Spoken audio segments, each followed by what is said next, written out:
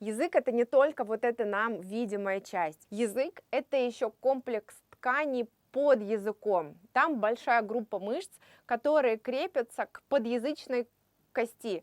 Когда язык находится наверху, то подъязычная кость тоже поднимается наверх.